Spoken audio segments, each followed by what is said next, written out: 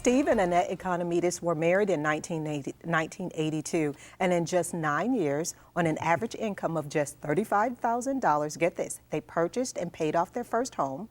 They've paid cash for all of their cars, taken debt-free vacations, and put their kids through college without any school loans. And they join me today to talk about those school loans and paying for the weddings and all that good stuff that comes with young adult and adult children.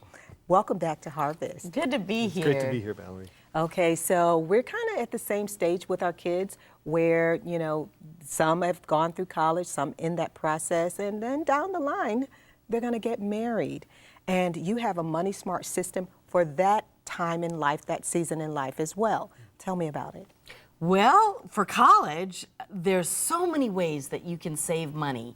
We'll talk about a few of them. But our bottom line philosophy is at that stage in life, our kids have been trained to manage their own money. Now, some parents haven't done that, and we'll talk about ways that they can help them. But our goal is to release our children by the age of 18 to be standing financially independent. So we've had our son, who's now 20 years old, got 2 semesters left to finish up his 4-year degree, and he came to us when he started college and he said, "Mom and Dad, I don't want you to pay anything for my college education."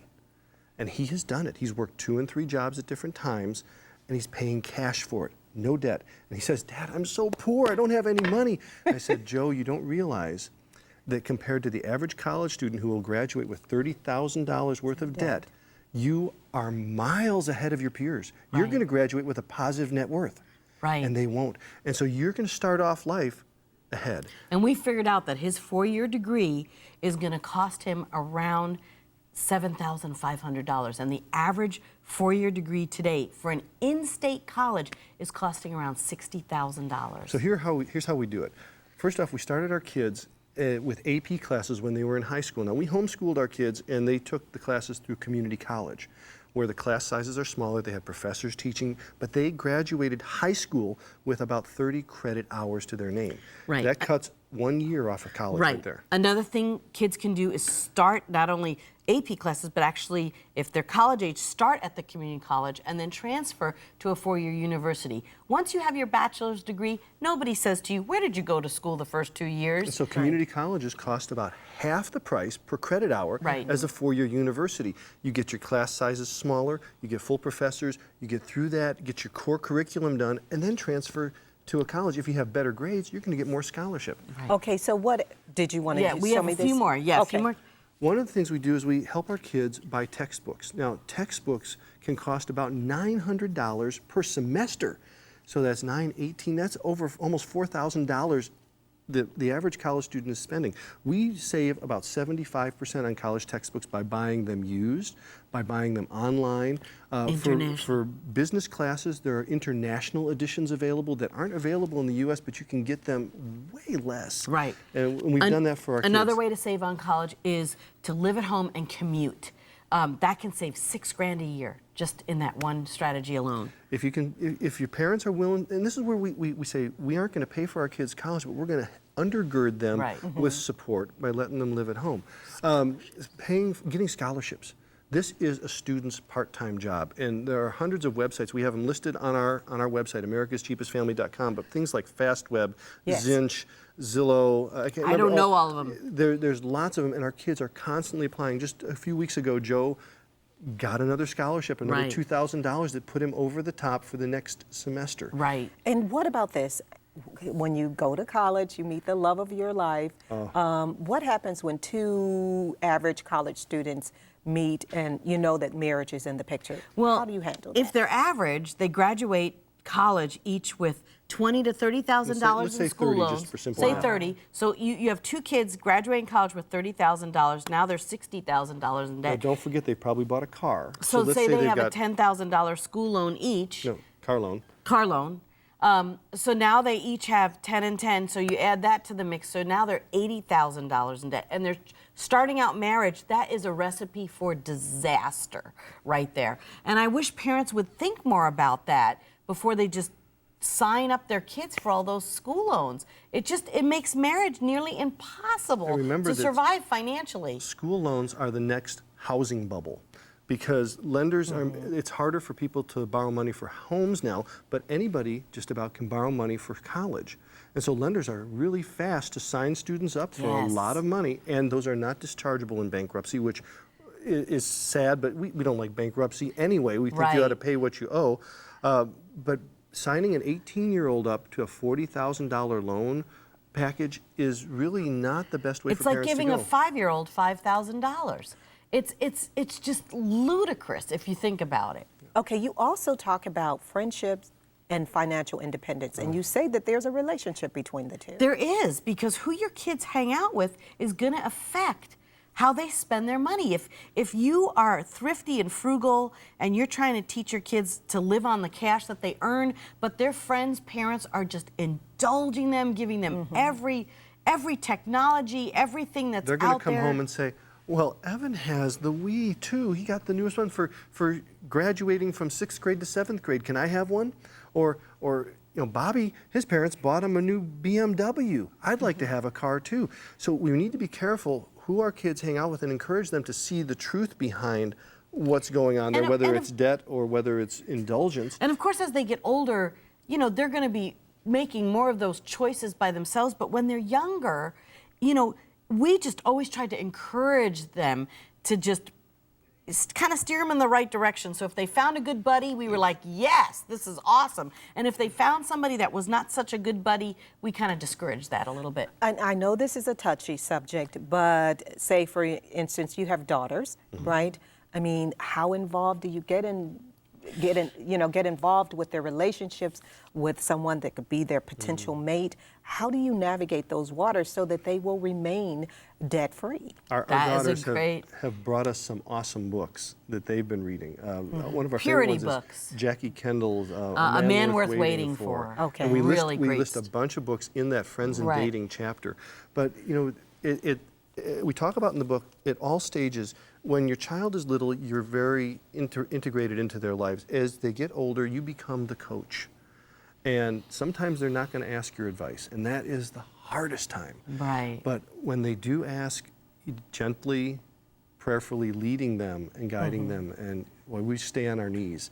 But fortunately, our daughters have made great decisions. Our sons have made good decisions, and we're just really proud of them. Well, thank you. As always, you guys bring such great insight and wisdom to the topic of the money smart family system. And to connect with Steve and Annette, you can go to americascheapestfamily.com, or you can go to harvest-tv.com and click on show info in the menu bar for an easy way to link up to their site and to get a copy of the Money Smart Family System. Don't go anywhere. Harvest continues in a moment.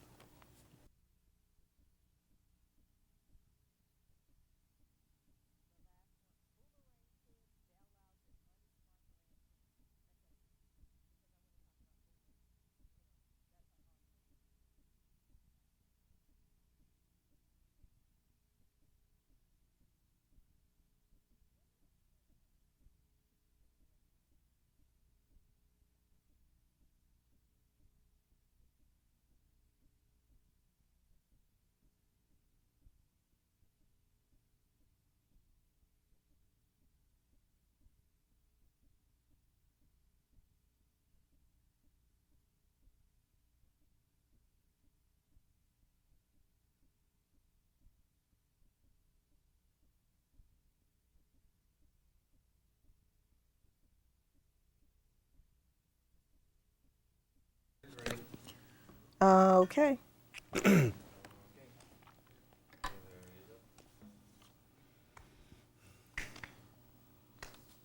we go. Stephen. The Money Smart Family System. Okay. You almost said the. Oh, I know. I just wanted to melt. I'm not going to say I just wanted to go down into that. You're fine. I wish we could edit that out. Maybe I'm going to get with one of the guys and try to blackmail No, him or don't something worry and say, about it. Please edit it out. They can grab your audio from. You've said it so many times. No. No, I hate that, please.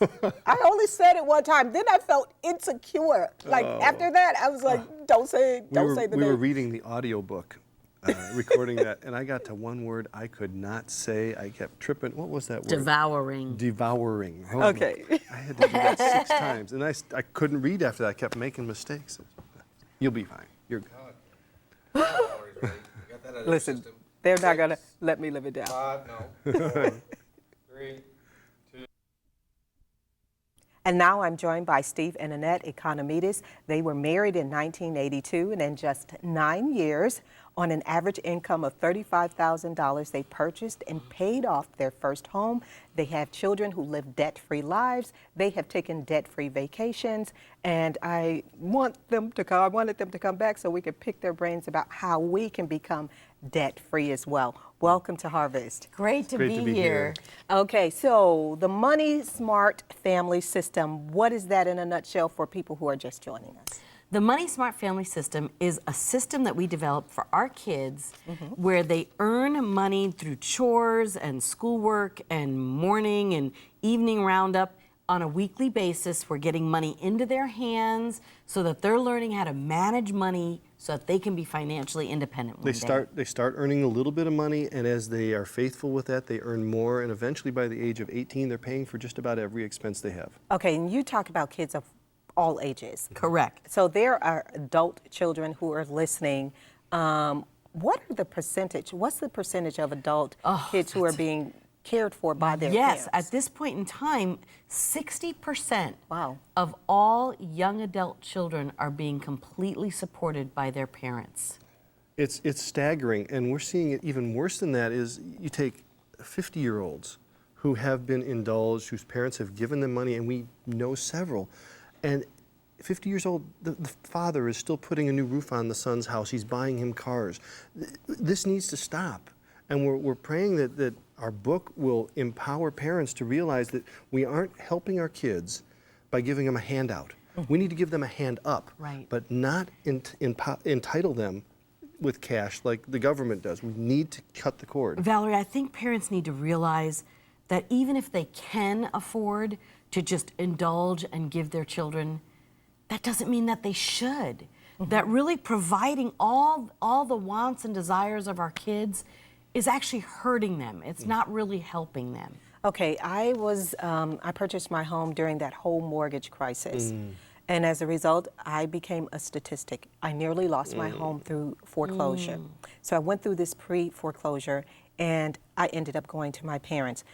And they helped me out. They loaned me the money. I repaid them.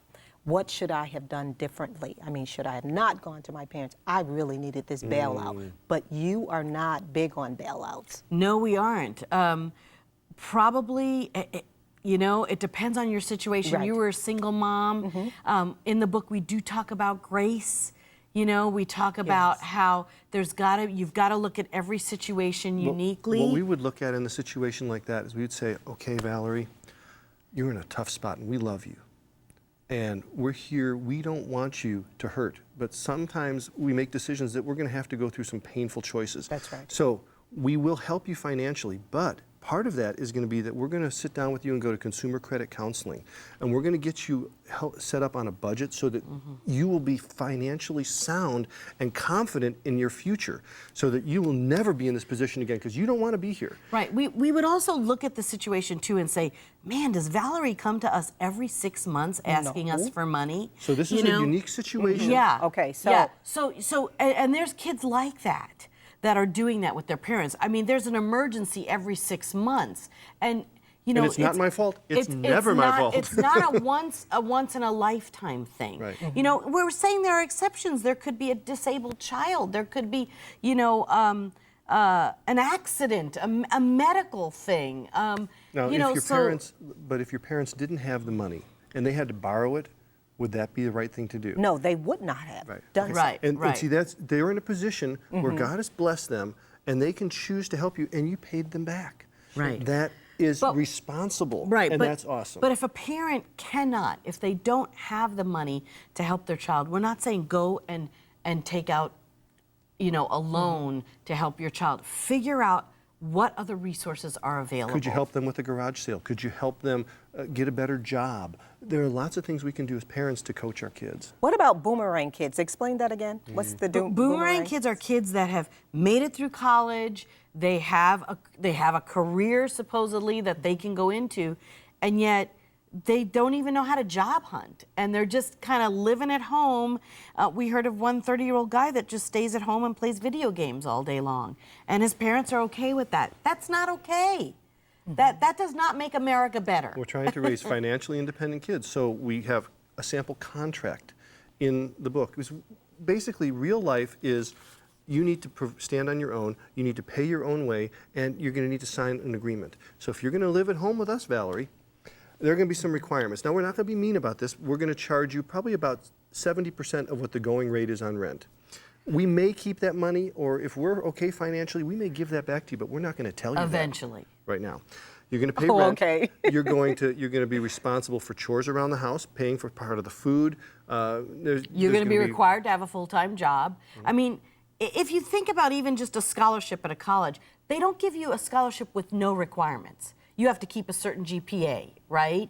That's right. You have to take so many hours of classes. You have to do Right. volunteer work now to even get a scholarship. So what we're saying is parents need to be requiring reasonable things from their children to move them in a direction that's going to be healthy and good. Remember, we don't want to create financial dependence on us. Because, there's a day we want to retire. And if we are continually supporting our grown children, they will basically take wonderfully, they'll love to take it, Yes. the money we have set aside for retirement. Let me just share one more thing. We know families where there are kids that are constantly looking to dad for bailouts, okay? And dad has the money for those bailouts.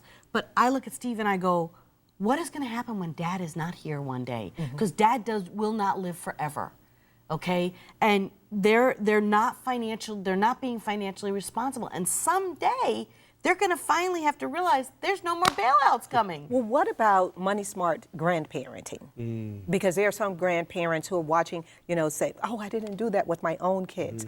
But now they have a chance for a do-over with their own grandkids. It's such an awesome time. If they have the money, one of the things we say in the book is they can fund the Money Smart Kids system, the $10 a week, and empower the parents to run the system, or they can help do it themselves.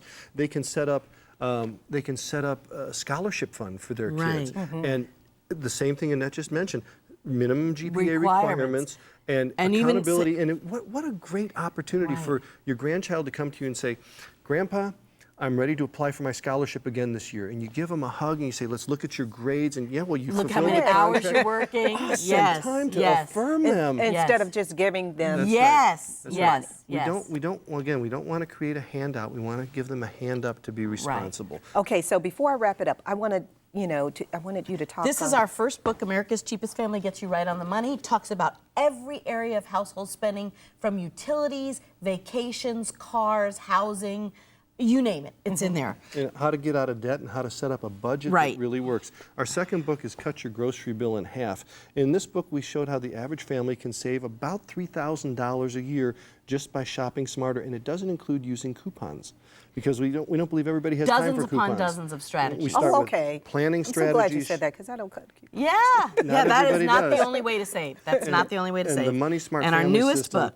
is just our lifeline to parents, that they don't have to spend all their money on their kids, that teaching kids to lift some of the weights themselves is actually the most gracious gift you can give them. It makes them stronger, it makes them prouder, it gives them stamina, and they'll stand financially independent. And you, as a parent, will be so proud of your kids when they do that. It's just an awesome gift. Well, Charlie Gibson dubbed you guys America's Cheapest Family. I'd like to say you are America's a family with the most common sense when it comes to finances and teaching your family members to be debt-free. To connect with Steve and Annette, go to americascheapestfamily.com, or you can go to harvest-tv.com and click on Show Info in the menu bar for an easy way to connect to their site to get a copy of their other books, and especially the Money Smart Family System. Don't go anywhere. Harvest continues in a moment.